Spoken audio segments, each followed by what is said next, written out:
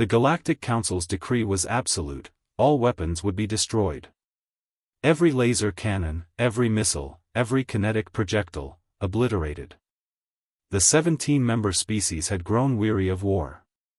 The Council believed that removing the tools of destruction would create lasting peace. It was a noble goal. And it was catastrophic for species that depended on force to survive. Humanity had complied. Every human weapon arsenal was dismantled under Council observation. Scientists watched as nuclear stockpiles were neutralized.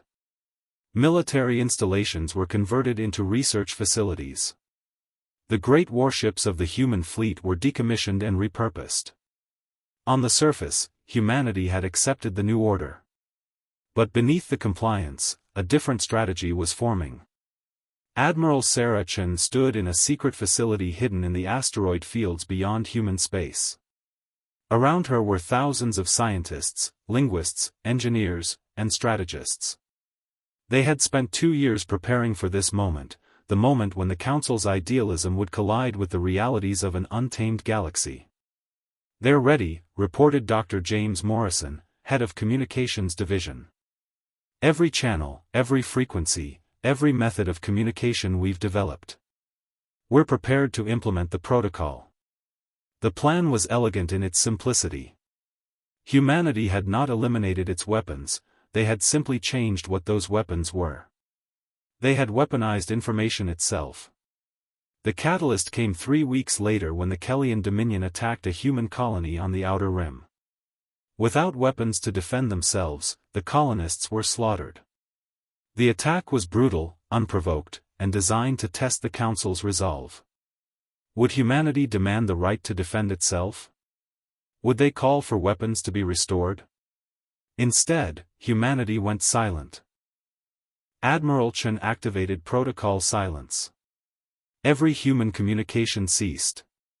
The humans who worked in galactic infrastructure simply stopped showing up. Hospitals staffed by human doctors closed their doors. Research facilities shut down.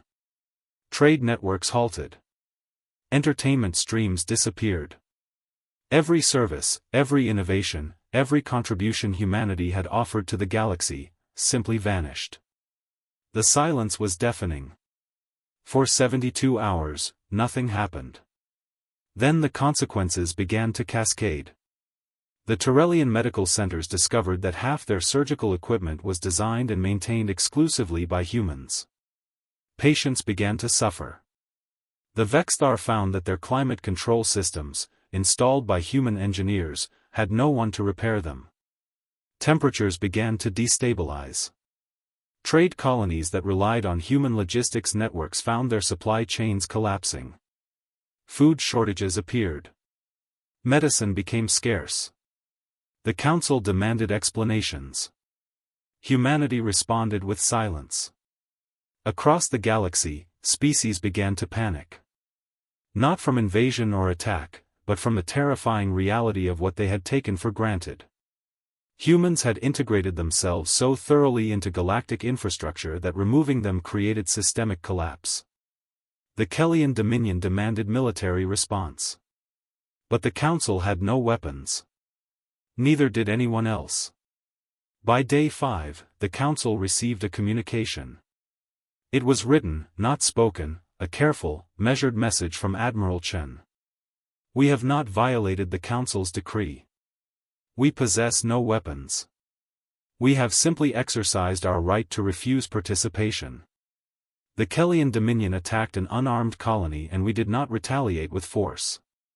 Instead, we have demonstrated something the Council must understand: in a galaxy built on trade, communication, and cooperation, the most powerful weapon is the ability to withdraw that cooperation entirely. We will resume our services when 4 conditions are met. First, the Kellian Dominion must withdraw from all human territories. Second, compensation will be provided to the families of the colonists killed. Third, a human representative will join the Council with equal voting power. Fourth, and most importantly, the Council will acknowledge that peace enforced through disarmament is peace built on illusion. Strength, not weakness, is what creates lasting peace. We await your response. The silence continued for 3 more days. Then, slowly, negotiations began. Not because the Council wanted to negotiate, but because they had no choice. Humanity had weaponized the one thing no species could defend against: indispensability. The Kellian Dominion, finding themselves isolated and cut off from galactic support, capitulated. The Council, faced with the reality that cooperation could not be coerced, offered humanity a seat. Within 2 weeks, a new order emerged, one based not on the fantasy that removing weapons creates peace, but on the understanding that mutual dependence and mutual respect create genuine stability. Humanity had won without firing a single shot.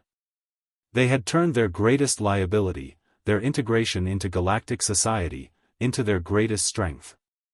In doing so, they had taught the galaxy a lesson that no weapon could ever deliver: true power lies not in what you can destroy, but in what others cannot afford to lose. Kindly like and subscribe channel. Thank you.